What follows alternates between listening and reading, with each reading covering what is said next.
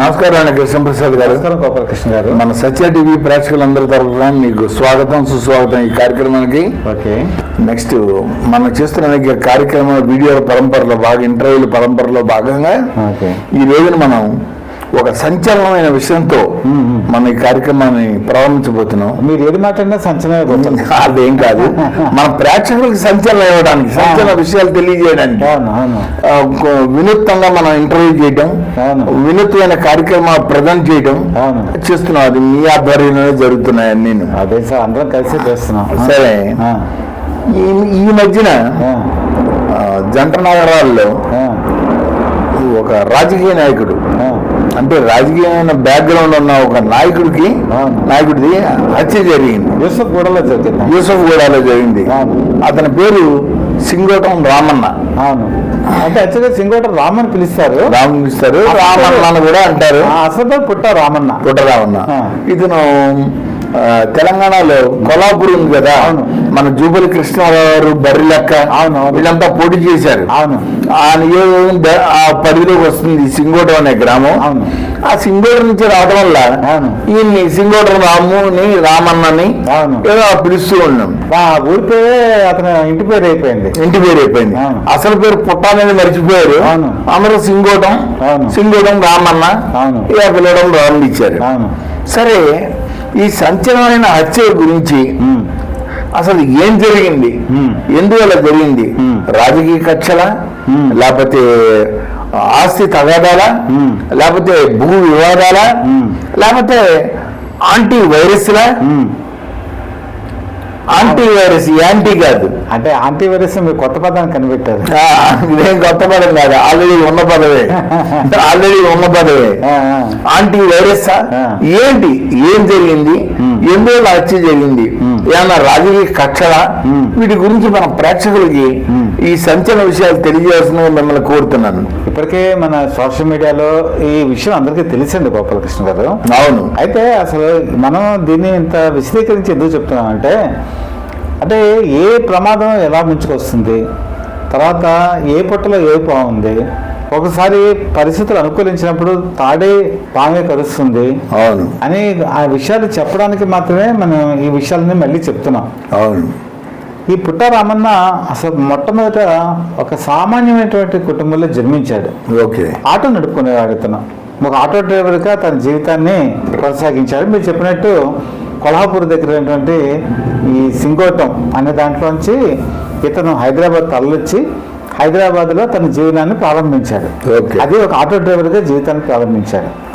అయితే ఇతను బేసిక్గా వస్తాడు పగిలిగాను కూడా, అంటే చిన్నప్పటి నుంచి ఎక్సర్సైజ్ చేయడం, ఇది మంచి దేహ దారుఢ్యం ఉన్నటువంటి వ్యక్తి.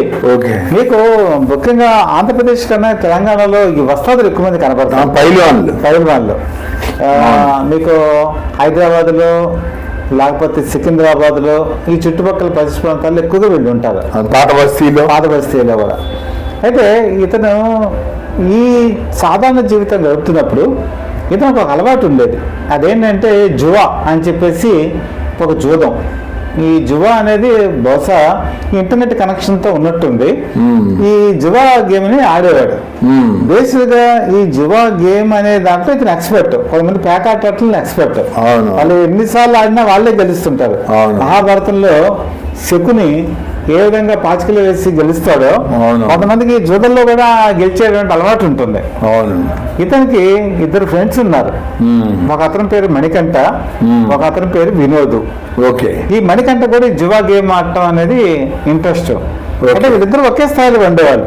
ఈ ఆటో డ్రైవర్ స్థాయిలో ఉన్నప్పుడు ఇద్దరు ఒకే స్థాయిలో ఉండేవాళ్ళు. సో ఈ పందాలు పెట్టుకొని వీళ్ళు ఆడుతూ ఉండేవాళ్ళు. ఆడుతూ ఉన్నప్పుడు ఈ మణికంఠ అన్న అతను ఎప్పుడు ఓడిపోతుండేవాడు. ఓడిపోతూ ఎక్కువ డబ్బులు ఇతనే సంపాదించేవాడు. దాంతో ఒక రకంగా ప్రతిసారి నేనే ఓడిపోతున్నాను అన్న ఫీలింగ్ ఈ మణికంఠ ఏర్పడింది. ఈ మణికంఠకి ఫ్రెండ్ వినోద్ ఉన్నాడు. సో ఒకసారి ఏం జరిగిందంటే వీళ్ళిద్దరి మధ్య ఈ జువా గేమ్లో డబ్బుల గురించి ఒక వివాదం స్టార్ట్ అయింది. ఆ వివాదం చిలికి గాలవానైంది. బేసిక్ గా ఇతను వస్తాడు పైల్వాను. అవును. అతను పైల్వాన్ కాదు మణికంఠ. మణికంఠని చెత కొట్టాడు ఒక సందర్భంలో. చెత కొట్టాడు, మొహం మీద కాలేసి తొక్కాడు, మొహం పచ్చదైపోయింది ఇతను కొట్టిన దెబ్బలకి. దాంతో అతను హాస్పిటల్లో జాయిన్ అయ్యి ప్లాస్టిక్ సర్జరీ కూడా చేయించుకున్నాడు. సో ఎప్పుడైతే గొడవ జరిగిందో ఈ ప్లాస్టిక్ సర్జరీ చేయించుకున్నాడో మొట్టమొదట ఒక తొలి విత్తనం అంకురార్పణ జరిగింది. ఆ విత్తనం ఏంటంటే శత్రుత్వం. అంటే తనకి తెలియని శత్రువు తనకు తానుగా ఏర్పడ్డాడు మిత్రుడి రూపంలో. ఇది గమనించలేకపోయాడు అతను. అది ఒక ఎపిసోడ్ అండి, అదే అలా పక్కన పెట్టేద్దాం. పెట్టిన తర్వాత ఇతను ఏం చేశాడంటే ఈ పెరుగుతున్న క్రమంలో ఈ టాక్సీ సర్వీస్, ఓలా, ఊబర్ ఇలాంటి టాక్సీ సర్వీసెస్ ఈ లోన్స్ ఇచ్చి వచ్చే పరిస్థితి వచ్చింది. వస్తే నెమ్మదిగా ఏం చేశాడంటే అవి కొన్నాడు. కొన్ని రియల్ ఎస్టేట్ కంపెనీలతో తను ఒప్పందాలు కుదుర్చుకున్నాడు. కస్టమర్స్ని పంపించడం, తర్వాత అందులో కొన్ని బ్రోచర్లు పెట్టడం. ఫర్ ఎగ్జాంపుల్ ఎయిర్పోర్ట్ నుంచి ఎవరైనా వస్తున్నారు కొన్ని భిక్షాల్స్, అంటే పలానా రియల్ ఎస్టేట్ ఉంది, మీరు ఏమైనా ఇంట్రెస్ట్ ఉందని అడగటం. ఇలాగా అతనికి రియల్ ఎస్టేట్లోకి ఎంటర్ అయ్యాడు. ఎంటర్ అయిన తర్వాత కాలం అనుకూలించింది, లాభాలు వచ్చాయి. ఆ ఊబరు ఇలాంటి వాటిలో ఫైనాన్స్ తీసుకున్న కాళ్ళు సొంత కాళ్ళు అయ్యాయి. అలాగా నెమ్మదిగా రియల్ ఎస్టేట్ వ్యాపారంలో బాగా అగ్రగణ్యుడయ్యి డబ్బులు బాగా సంపాదించాడు. కానీ మణికంఠ మాత్రం ఎప్పుడు ఎలాగున్నాడో అలాగే ఉండిపోయాడు. అది డబ్బుల విషయంలో ఎదగలేదు, శత్రుత్వంలో మాత్రం ఎదుగుతూ వచ్చాడు. ఈ శత్రుత్వం మాత్రం పెంచుకుంటూ వచ్చాడు. అయితే ఇతను ఎప్పుడైతే డబ్బులు సంపాదించాడో ఒక కేజీ బంగారం మెల్ల వేసుకొని తిరిగేవాడు. చాలా మందికి అలవాటు ఉంటుందండి. కపిల్ అని చెప్పి మ్యూజిక్ డైరెక్టర్ ఒక ఆయన ఉన్నాడు హిందీలో. ఆయన గోల్డ్ మ్యాన్ అంటారు, ఒళ్ళంతా బంగారమే. ఆ బంగారం లేకుండా ఉండేవాడు కాదు అసలు. చాలా మంది వచ్చేసారండి గోల్డ్ మ్యాన్. నేను అన్ని పార్టీల్లోనూ ఒక్కో గోల్డ్ మ్యాన్ ఉన్నాడు. జనసేనలో ఒక గోల్డ్ మ్యాన్ ఉన్నాడు, టీడీపీలో ఒక గోల్డ్ మ్యాన్ ఉన్నాడు, అలాగే వైఎస్ఆర్సీపీలో గోల్డ్ మ్యాన్ ఉన్నాడు. అలా అందరూ ఉన్న వాళ్ళలో ఒక్కో పార్టీలో ఒక్కో గోల్డ్ మ్యాన్ ఉన్నాడు. అప్పటి విషయం చెప్తున్నాను. అవును, అప్పట్లో బొబ్బులేరు ఉండేవాడు అంతా. అవునవును. అయితే ఇతను ఎప్పుడైతే ఈ గోల్డ్ వేసుకొని తిరగడం మొదలు పెట్టాడో ఇతను గోల్డ్ మ్యాన్ అని చెప్పి పెరగడం మొదలు పెట్టారు. ఎప్పుడైతే డబ్బులు పెరిగాయో ఫ్రెండ్స్ వీళ్ళందరూ కూడా ఎంకరేజ్ చేస్తారు కదా. ఈ రాజకీయాల్లో కూడా ఎంటర్ అయ్యాడు ఆయన. ఆ రాజకీయాల్లోకి ఎంటర్ అవ్వడానికి బీజేపీ పార్టీని ఎంచుకున్నాడు. బీజేపీ పార్టీని ఎంచుకుని ఆ బీజేపీ కార్యక్రమాల్లో చురుగ్గా పాల్గొంటూ ముఖ్యంగా ఎదుర్కొన్న మంచితనం ఏంటంటే స్వచ్ఛంద సేవా కార్యక్రమాలు చేపట్టాడు. ఎవరికైనా పిల్లలకి ఒంట్లో బాగాలేకపోయినా, అనాథలు ఉన్నా, లేకపోతే ఏదైనా మెడికల్ సర్వీసెస్ కావాలన్నా వాళ్ళకి డబ్బులు ఇచ్చేవాడండి. డబ్బులు ఇచ్చి అదుకు సహాయం చేసి మంచి పేరు సంపాదించుకున్నది మాత్రం వాస్తవం. అలాగే ఇప్పుడు మీరు తెలంగాణ ఈ ప్రాంతాల్లో ఈ గణేష్ వాళ్ళకి వచ్చినప్పుడు చందాలు అడుగుతారు. వాళ్ళ పిల్లలకు కుర్రాళ్ళకి ఇదిగో మీరు డబ్బులు ఖర్చు పెట్టండి, ఇలా గణేషుడిది పెట్టండి అని చెప్పి ఆ డబ్బులు ఇచ్చేవాడు. తర్వాత ఎవరైనా మేము కొంచెం పార్టీ చేసుకుంటున్న అన్నగారు మాకు ఏదైనా కొంచెం సహాయం చేయండి అంటే కళ్ళుకో తావుడుకో ఇలాంటి వాటికి కూడా డబ్బులు ఇచ్చి ఎంకరేజ్ చేసేవాడు. ఈ విధంగా ప్రతి దానికి అడిగిన వాళ్ళకి కాదనకుండా ఈ సహాయం చేయటంతో ఇతనికంటూ ఒక ప్రత్యేక ఇమేజ్ ఏర్పడింది, ఇతనికంటూ ఒక ప్రత్యేక వర్గం ఏర్పడింది. అలాగే మీరు చెప్పిన కొల్హాపూర్, సింగోటం ఇలాంటి ప్రాంతాల్లో కూడా అతనికి బాగా అభిమానులు పెరిగారు. హైదరాబాద్ కూడా పెరిగారు. హైదరాబాద్లో ఈ ప్రాంతాల్లో కూడా అతను పెరిగారు. ఇలా ఎదుగుతున్నప్పుడు దీని సైడ్ ట్రాక్ ఇంకో దానికి రావాలి, దీనికి ఒక పరిపూర్ణత వస్తుంది. అది కూడా ఎలా జరిగిందో మీకు చెప్తాను. మన తూర్పుగోదావరి జిల్లా రావులపాలెం నుంచి ఇమామి అంటారు, ఇమామి బి అని కూడా అంటున్నారు ఆవిడని. ఆవిడ కరెక్ట్ పేరు ఇమామి, ఆవిడ పేరు. ఆవిడ కూతురు పేరు నసీనా. ఈవిడ మొగుడితో గొడవ పడి ఈవిడ తన జీవనాధారం గురించి హైదరాబాద్ తరలొచ్చింది. ఈవిడ హైదరాబాద్ యూసుఫ్ గూడకు వచ్చింది. వచ్చి బతుకు తెరువు గురించి పాకులాడుతున్నటువంటి సమయంలో ఒక కానిస్టేబుల్ ఇంట్లో అద్దెకి దిగింది. కానిస్టేబుల్ ఈ పైన ఉండేది, కింద ఉండేవాడు కానిస్టేబుల్. ఎవరైనా పోలీసులు అంటే భయం ఉంటుంది, కానీ ఈవిడ పోలీసు కానిస్టేబుల్ తోనే మొదటగా పరిచయం పెట్టుకుంది. పరిచయం పెట్టుకొని ఈ మెట్లు ఎక్కటం, దిగటం, రావటం, ఆ ఫ్రెండ్షిప్ కాస్త అనుబంధం కింద మారింది. ఎవరితో? ఈ ఇమామితో. అతను దాసుడయ్యాడు, ప్రేమదాసుడయ్యాడు. ప్రేమదాసుడు అయ్యేటప్పటికీ ఈవిడ తనలోనే సహజ ప్రవృత్తి బయట పెట్టుకుందనమాట. చివరికి ఆ పోలీసు కానిస్టేబుల్ బెదిరించి అతనున్న ప్రాంతాన్ని వెకేట్ చేయించేసి ఆ ఇల్లు ఆక్రమించి తనే యజమానురాలైంది. ఈవిడ మొదటి విజయం అక్కడ సాధించింది. ఎవరు? పోలీసు కానిస్టేబుల్ మీద. ఎప్పుడైతే సాగించిందో, ఒక ఇల్లు సొంతమైందో, ఆవిడ ఆత్మవిశ్వాసం పెరిగి ఈ వ్యభిచారం అనేది స్టార్ట్ చేసింది. వారు కూతురుతో చేయించడం మొదలుపెట్టింది, కొంతమంది ఆడవాళ్ళతో చేయించడం మొదలుపెట్టింది. పెళ్లి పెట్టి వచ్చిన వాళ్ళందరికీ కూడా వాళ్ళని ఏదో రకంగా బెదిరించడం, డబ్బులు గుంజటం, అది కూడా 3 లక్షలు 5 లక్షలు ఇలాగా గుంజటం, ఇవన్నీ ప్రారంభించేటప్పటికి చివరికి ఏమైందంటే ఒకనొక టైంలో రాజు అని ఒక వ్యక్తి ఉన్నాడు. ఈ కూతురు నసీమాని కిడ్నాప్ చేశాడని ఒక పోలీస్ కేసు పెట్టింది.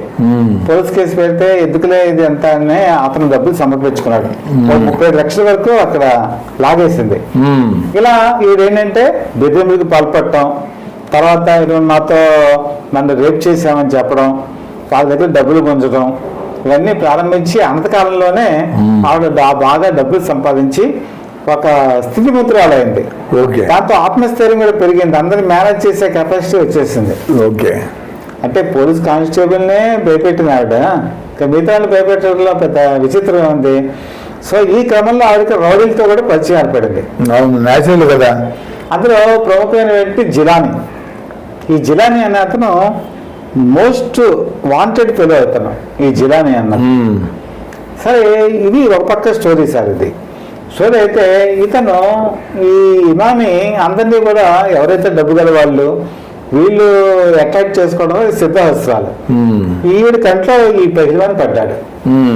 ఎవరు? మన సింగోటం రాము పర్సనాలిటీ బాగుంది, మెల్ల బంగారం బాగుంది, వెనకాల ఆర్థికంగా కోట్లు సంపాదించాడు, అన్నిటా బాగుండేటప్పటికి ఇమామి ఇద్దరు ట్రాప్ చేసింది. హనీ ట్రాప్ అంటారా దాన్ని? హనీ ట్రాప్ లో పడ్డాడు మనవాడు.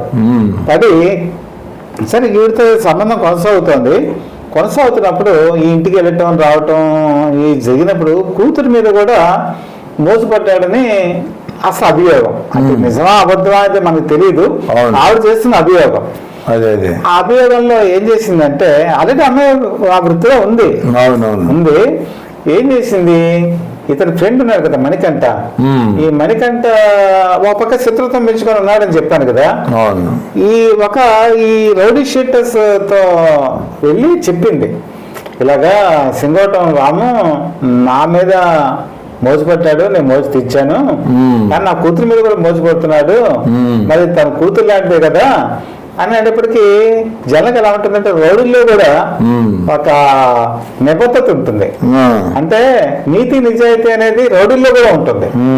ఆ రౌడీ కూడా కొంచెం అనుకున్నాడు, అది నిజమే కదా ఇవి చెప్పేది, ఏదో తల్లిని అనుభవించాడు, మరి కూతురు అనిపించడం కూడా తప్పే కదా, మన రౌడీలో అంత అధర్మం చేస్తే ధర్మం అంటూ ఉంటుంది కదా, సరే ఏం చేద్దామని అన్నాడు.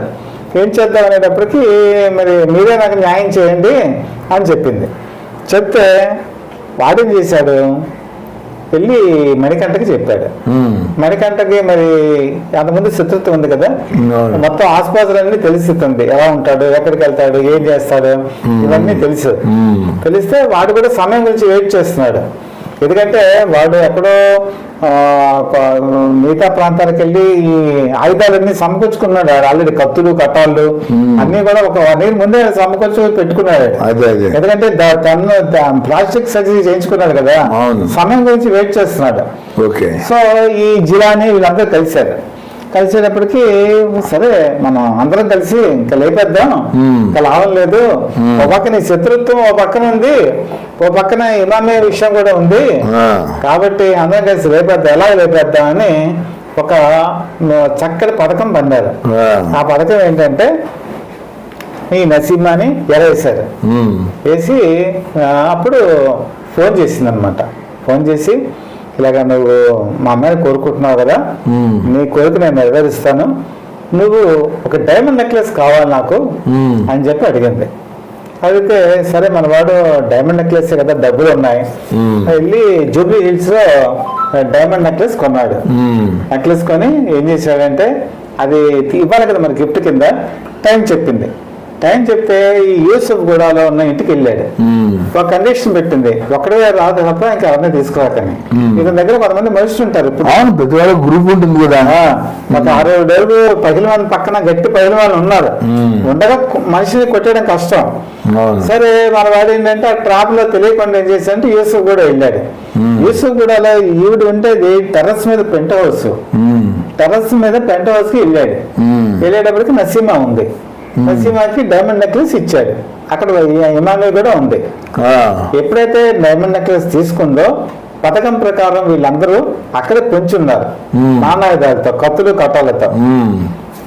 దాంతో ఇతని మీద అటాక్ చేశారండి. అటాక్ చేసి మనకి వచ్చిన కథనం ప్రకారం అతి దారుణంగా నిర్దాక్షిణ్యంగా కత్తిపోట్లు పొడిచి, అంటే కొన్ని సమాచారం అంటే మర్మాంగాన్ని కూడా కోసేశారు అని కూడా సమాచారం. అంత దారుణమైన భయంకరమైన హత్య ఈ మధ్య ఇటీవల కాలంలో ఎక్కడ జరగల. అంత దారుణంగా చంపేశారు. చంపేసి వాళ్ళు ఏమంటే కిందకు వచ్చి టపాసులు పేల్చుకున్నారు, బాణసంచా కాల్చుకున్నారు. పక్క వాళ్ళు ఏంటి ఎందుకు కాలుస్తున్నారు ఏంటనే తెలియదా. చీర అక్కడి నుంచి వెళ్ళిపోయి ఎక్కడ జూబ్లీ హిల్స్కి వెళ్ళి వీళ్ళ బావమరిదికి, ఎవరు సింగోటం బావమరిదికి వీడియో కాల్ చేసి, అంతమంది ఇతను చచ్చిపోయాడు కదా వీడియో తీశారు. ఆ వీడియో కూడా పంపించి ఇది ఇలా చంపేశాము, డెడ్ బాడీని తీసుకెళ్ళాలని ఫోన్ చేశారు. అంటే చూడండి ఎలాగైపోయింది. అంటే అంత దారుణంగా వీడియో సాక్ష్యాధారాలు పెట్టుకొని సీసీ కెమెరా ఫుటేజ్ లో ఉన్నా కూడా భయపడకుండా వాళ్ళు అతి నిర్దాక్షిణంగా చంపేశారు. చంపేస్తే సరే యువకులు వీళ్ళందరూ వెళ్ళిన తర్వాత ఆ డెడ్ బాడీని పోలీసులు రికవర్ చేసుకున్నారు, పోస్ట్ మార్టం పంపించారు. ఆ భయంకరమైన హత్యతో ఒక్కసారి హైదరాబాద్ నగరం అంతా కూడా ఉలిక్కిపడింది. ఉలిక్కిపడి చివరికి పోలీసులు దాని మీద ఇంట్రాగేషన్ చేసిన తర్వాత ఇందులో ఈ 10 మంది దొరికారు. అందులో మోస్ట్ వాంటెడ్ జిలాని, ఈ మణికంఠ, వినోద్, మొత్తం కలిపి 11 మంది 10 మంది ఉన్నారండి. వాళ్ళందరినీ కూడా ఇప్పుడు అరెస్ట్ చేసి దర్యాప్తు చేస్తున్నారు. ఆ దర్యాప్తులో భాగంగా అనేక విషయాలు ఇవన్నీ కూడా బయటకు వచ్చాయి. సో ఈ మర్డర్ ఉదంతాన్ని కనుక మనం ఒకసారి పరిశీలించుకుంటే నాకు తెలిసిన విషయం ఏంటంటే ఫస్ట్ జువా గేమ్. ఈ జువా అనే జోదం మహాభారతంలో ఎలాగా అందరినీ కూడా పాండవుల్ని ఒక విధంగా అరణ్యవాసానికి అజ్ఞాతవాసానికి పంపించిందో, ఈ జువా గేమ్ శత్రువులు నడిపించింది సింగోటం రాముకి. తర్వాత ఆడదాని వ్యామోహంలో ఇప్పుడు పడితే ఫలితాలు ఎలా ఉంటాయనేది ఇమామి రుచి చూపించింది. ఏనంటే ఇతను అంత్యక్రియలు జరిగినప్పుడు బీజేపీ పార్టీ వచ్చింది, తర్వాత కాంగ్రెస్ వచ్చింది, మిగతా పార్టీలు, బీఆర్ఎస్ పార్టీ వచ్చింది. చాలా మంది నాయకులు అతనికి అంతిమ వీడ్కోలు కలిగారు. చాలా మంది మాకు హెల్ప్ చేశారు అండి అని చెప్పారు. మంచివాడే, వ్యక్తిగతంగా చాలా మంచి పనులు చేశాడు. కానీ ఈ ఒక్క దురదర్శనాలు, జోదం, ఆడదాని మీద వ్యామోహం, ఇవన్నీ కూడా అతని పతనానికి దారితీశాయి. ఇది తెలంగాణలో ఒక సంచలనం ఈ మర్డర్ కేసు. ఇప్పటికీ చాలా చోట్ల చాలా మంది ఈ విషయాన్ని ప్రస్తావిస్తున్నా, ఇన్ని రకాల కోణాలు మనిషిని బలి తీసుకుంటాయని సింగోటం రాము ఉదంతం నిరూపిస్తుంది. చిన్న స్థాయి నుంచి పెద్ద స్థాయికి వెళ్ళి డబ్బులు సంపాదించి ఈ రకంగా పతనావస్థకి వెళ్ళిపోవటం చాలా దారుణమైనటువంటి విషయం గోపాలకృష్ణ గారు. అయితే ఒక సీనియర్ మోస్ట్ సిటిజన్ గా, ఒక విశ్లేషకుడుగా ఈ భాగాన్ని మీరు ఎలా విశ్లేషిస్తారు? సింపుల్ అండి, లాజిక్ చూస్తే కనుక ఒకటి అతను పుట్టి పెరిగిన నేపథ్యం, మధ్యతరగతి కానివ్వండి, లేకపోతే బిలో మిడిల్ క్లాస్ అవనండి, పేదరికంలో పుట్టడం, ఆ పేదరికంలో కష్టపడటం, దగ్గర ఉన్న పట్టణాలు కానీ సిటీలు కానీ రావటం, కష్టపడటం, జీవితంలో ఎదగడం, ఎదిగిన తర్వాత ఆ ఎదుగుదలలో ఒక విధమైన విశృంఖలత్వం, తర్వాత ఓ డైవర్సన్, దాంట్లో ఆటో వృత్తి చేపట్టడం, ఆటోలో చేస్తున్న ఫీల్డ్ లో ఉన్న వాళ్ళందరూ జనరల్ గా రఫ్ అండ్ టఫ్ గా ఉంటారు చాలా మంది, అది ఒక కారణం. నెక్స్ట్ ఏంటంటే మీరు చెప్పినట్టు జోదం, తర్వాత కర్ణుడి చావుకి ఎన్ని కారణాలు ఉన్నట్టు ఈ సింగోటం రామ చావు కూడా చాలా కారణాలు ఉన్నాయి. ఏంటంటే మీరు చెప్పినట్టు ఒకటి నేపథ్యం, పుట్టి పెరిగిన నేపథ్యం, తర్వాత వృత్తి, ఆ తర్వాత ప్రవృత్తి, జోదం. ఏమండి జోదంలో సహజంగానే శత్రువులు ఏర్పడతారు, మిత్రులు కూడా శత్రువులు మారిపోతారు జోదంలో, అదొక కారణం. నెక్స్ట్ రాజకీయ నేపథ్యం, ఈ యూసఫ్ కూడా ఇవన్నీ కూడా ఏంటంటే ఓల్డ్ సిటీలో భాగాలు ఇవన్నీ. ఏమండి ఇతను చేరింది బీజేపీ పార్టీ, సహజంగా అక్కడ ఉండే రాజకీయ పక్షాలకి వీళ్ళకి వైరాలు ఉంటాయి. ఏమండి నెక్స్ట్ ఇంకో కారణం ఏంటంటే పరాయి స్త్రీ వ్యసనం, పరాయి స్త్రీ వ్యామోహం, వ్యసనం వ్యామోహం ఏదేమనండి. ఏమండి నెక్స్ట్ మీరు చెప్పినట్టు యాంటీ వైరస్, తల్లి తర్వాత కూతురు, ఆ ఇద్దరు ఒక సామాజిక వర్గానికి చెందడం, ఒక మతానికి చెందడం. నెక్స్ట్ ఈ సింగోటం రాము అనే అతను ఇంకో మతానికి చెందడం, వీటికి రాజకీయ రంగులు మత రంగులు పులవడం, ఆ తర్వాత రాజకీయ కక్షలు, తర్వాత ఏంటంటే భూ వివాదాలు, రియల్టర్ కింద పనిచేయటం, వీళ్ళంత ఆస్తులు కూడబెట్టడం. ఆ నేపథ్యంలో ఇవన్నీ ఒకటని చెప్పలేము మనం, ఇది ఒక్కటే కారణం అని చెప్పలేము. అన్ని కలగలిపి మొత్తం కేంద్రీకృతం అయ్యి చివరికి అతని హత్యకి దారి తీశాయని నేను అనుకుంటున్నాను. ఇంకో జోక్ చెప్పమంటారా? చెప్పండి. కాదు బాధ అనిపించింది కూడా. చెప్పండి. ఒక పోలీస్ కానిస్టేబుల్ ఇంట్లో మొట్టమొదటి అదుపు వచ్చింది. అవును, పోలీస్ వ్యవస్థ చాలా పటిష్టమైన వ్యవస్థ. అవును, అలాంటి కానిస్టేబుల్ లొంగ తీసుకొని అతని ఇంటి నుంచి అతను గెంటేయడం చాలా విచిత్రంగా అనిపించింది. విచిత్రంగా ఉందండి, విచిత్రంగా ఉంది. ఇప్పుడు అతను ప్రభుత్వ ఉద్యోగం అండి, ఓ పోలీసు వ్యవస్థలో పనిచేస్తున్నాడండి, చేయడానికి తప్పు చేసేయండి, దానికి ఏ వీడియోలు తీసిందో ఏదో తీసింది, స్ట్రాంగ్ ఎవిడెన్స్ పెట్టుకుంది. మీకు ఇందాక చెప్పాను, ఒక మతానికి చెందిన వాళ్ళు ఇంకో మతానికి చెందిన వాళ్ళు, ఒక మతానికి అక్కడ పలుకుబడి ఎక్కువ ఉంది. ఇవన్నీ చూస్తే భయపడి ఉంటాడు. వాళ్ళకి ఇవి సాక్ష్యాలు ఇవన్నీ బయటపడితే కనుక మన ఉద్యోగం పోతుంది, ఇంకో విధంగా అపకీర్తి వస్తుంది. వీటన్నిటిగా ఉన్న ఇల్లు వదులుకోవడం బెటర్ అనుకున్నాడు. ఆ వీడియోలు ఏదో తీసేసుకుని ఉంటాడు, డిలీట్ చేసి ఇది తీసుకుని బాబుని సమర్పించేసి వెళ్ళిపోయి ఉంటాడు. అది జరిగి ఉంటుంది. అదే దీన్ని బట్టి ఇంకొక విషయం కూడా ఉందండి. చెప్పండి. ఈ అక్రమ సంబంధాల విషయంలో ఇప్పుడు చాలా మంది మన ఫేస్బుక్ లో కూడా ఇదే పరిస్థితి అండి. అవును, ఫేస్బుక్ లో ఈ వీడియో కాల్స్ రికార్డింగ్ చేస్తున్నారు. రికార్డింగ్ చేసి బెదిరించడం అనేది ఇప్పుడు సర్వసాధారణం అయిపోయింది. ఓకే, నేను కూడా ఈ మధ్య ఒక అడ్వర్టైజ్మెంట్ చూశానండి ఫేస్బుక్ లోనే. మీరు ఒంటరిగా కాలం గడుపుతున్నారా, మీకు ఫ్రెండ్స్ కావాలా, 9 రూపాయలు కట్టండి. 9 రూపాయలు కట్టి మీరు వీడియో చాట్ చేయండి, ఆడియో చాట్ చేయండి, ఆడవాళ్ళతో మీరు ఫ్రెండ్షిప్ చేయండి అని చెప్పేసి ఒక అడ్వర్టైజ్మెంట్ చూశానండి. అవును, చాలా వస్తున్నాయి. చూసి నేను షాక్ అయిపోయాను. అంటే ఈ 9 రూపాయలు కట్టి వీడియో చాటు, ఆడియో చాటు, లేకపోతే ఇంకో వీడియో కాల్ చేస్తే ఈ చాట్లని వాళ్ళు ఆధారంగా తీసుకొని బ్లాక్మెయిల్ చేయాలని నాకు అనిపించింది. ఇది జరిగినది కొద్ది కాలానికి సింగోటం రామ ఇష్యూ వచ్చింది. అంటే ఈ రోజు ఈ అడ్వర్టైజ్మెంట్స్ లోబడి యూత్ ఈ 9 రూపాయలు కట్టి అందులో అయ్యారనుకోండి మెంబర్షిప్, వీడియో చాట్ చేస్తారు, ఆడియో చాట్ చేస్తారు, అవసరమైతే వీడియో కాల్స్ చేస్తారు. ఇలా వీడియో రికార్డింగ్ చేసి ఇప్పుడు ఈ ఇమామీ లాంటి వాళ్ళు బెదిరించి రేపు వాళ్ళు ఏదైనా డబ్బులు గుంజొచ్చు కదా అనిపించింది నాకు. జరగచ్చు, పాసిబిలిటీ ఇప్పుడు జరుగుతున్నాయి కదా. తేలబట్టిలో nude, semi nude, full nude ఇలా కాల్ చేయడం, యువతని ట్రాప్ చేయడం, హనీ ట్రాప్ లాగా వాళ్ళని రికార్డింగ్ చేయడం, నువ్వు వాళ్ళతో ఇలా ఉన్నావు, ఇలా మాట్లాడావు, ఇవన్నీ లీక్ చేస్తాం. సో ఏదో నువ్వు సమర్పించుకున్నారు చాలా మంది. తెలియని వాళ్ళు ఆ ట్రాప్ లో పడిన వాళ్ళు చాలా మంది సమర్పించుకుంటున్న వాళ్ళు చాలా మంది ఉన్నారు. గోపాలకృష్ణ గారు, ఇంకోటి ఫేస్బుక్ లో రీల్స్ ఉన్నాయి కదండి, ఈ రీల్స్ లో కూడా ఒక ఆడవాళ్ళు ఫోన్ మాట్లాడుతున్నట్టుగానో లేకపోతే ఇంకో రకంగానో చాలా అసభ్యకరమైనటువంటి మాటలు, ఆ చేష్టలు అన్నీ కూడా రీల్స్ లో కూడా వస్తున్నాయండి చాలా. ఇలాంటి ఈ పరిణామాలు అన్నీ కూడా అసలు ఎటు దారి తీస్తాయి అని చెప్పేసి అనుకుంటున్న సమయంలో ఈ సింగోటం రాము ఉదంతం కూడా సేమ్ అంతే. ఆడ క్లయింట్ని పిలవటం, వీడియో రికార్డింగ్ చేయటం, ఆధారాలు సృష్టించడం, తర్వాత నేను రేప్ చేశారని చెప్పి తీసి పోలీసుకి చెప్తానంటాం, వాళ్ళు భయపడిపోయి 3 లక్షలు 5 లక్షలు 10 లక్షలు ఇలా డబ్బులు సమర్పించడం. అది దీనికి ఒక గుణపాఠం, యూత్ కూడా ఒక గుణపాఠం నేర్చుకోవాలేమో నాకు అనిపిస్తుంది. అవునవును అవును.